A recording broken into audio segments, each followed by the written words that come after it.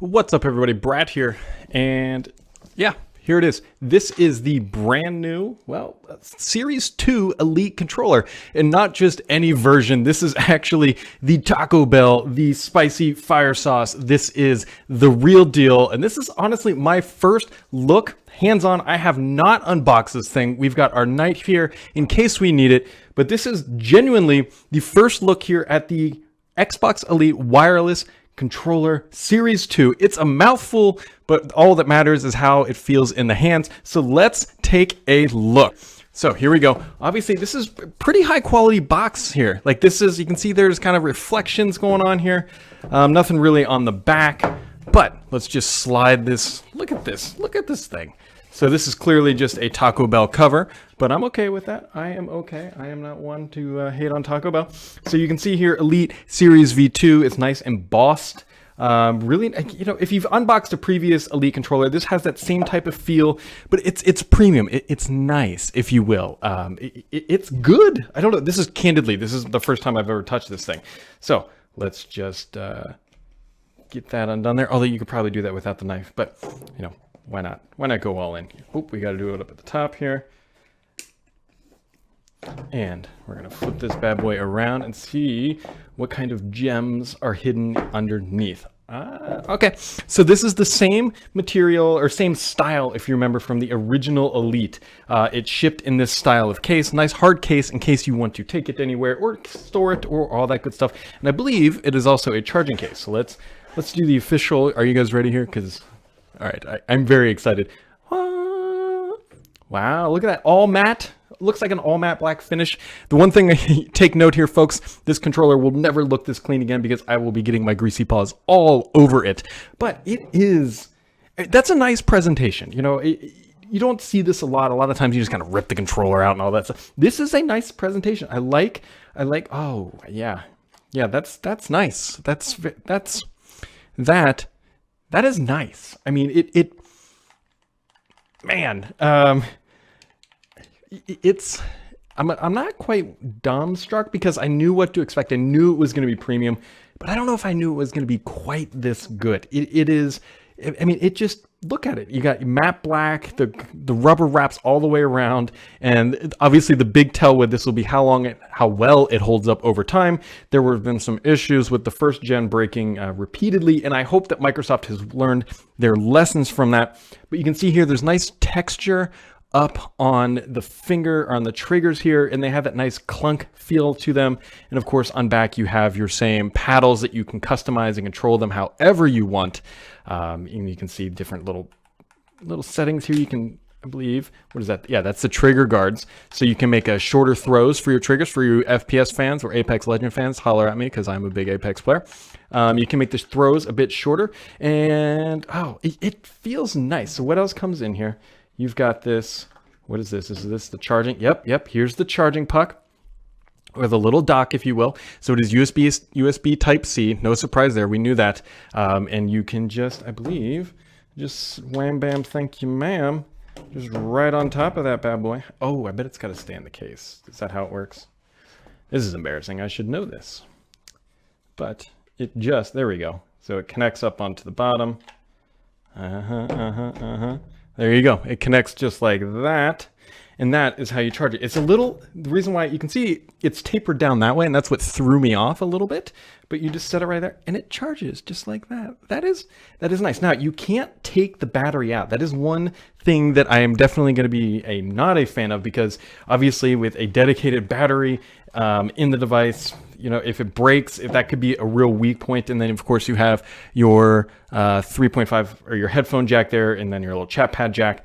I'm sure this guy comes right off. Oh, this is nice. I like this little thing. I use this. But what other kind of treasures we got nestled down in here? So we've got, we've got a little key. I'm assuming that is for adjusting the tension of the thumbsticks, if that's correct. Yep. You just pop the thumbstick off like that, and I think you can go to town right there. Yes, I'm not going to do it yet because I'm still, obviously, I want to see what the default is. You got adjustable thumbsticks. You have your standard D-pad right here. And of course, if you don't like the little triggers on the back, these guys back here, you can take them out and store them safely right in there. It's quite nice. It's quite nice. You're going to hear me say quite nice a lot because this is a quite nice controller. Now, this is technically the one that comes with the Taco Bell, where you can win it every 10 minutes. That is coming back. And although I don't actually see any Taco Bell branding on this device, it appears to be only limited to the actual controller, like this little shroud thing, which kind of makes sense, right? This is something that you can just print off and just slap around the box, and it doesn't actually have to come off the assembly line. And so there you go. It's kind of hard to see here, but there are three. Let's see if I can do 3 different settings here for your triggers, or you can predefine it. Ooh, the buttons feel better too. I don't know if you can hear that. Can you? It's really nice and clicky, and I'm pressing the center button there. The controller thumbsticks feel about the same, maybe as some of the other ones, maybe a little different, but you can kind of hear, but that click is nice. It's nice and reassuring. Like, there's no question about it when you hit these buttons.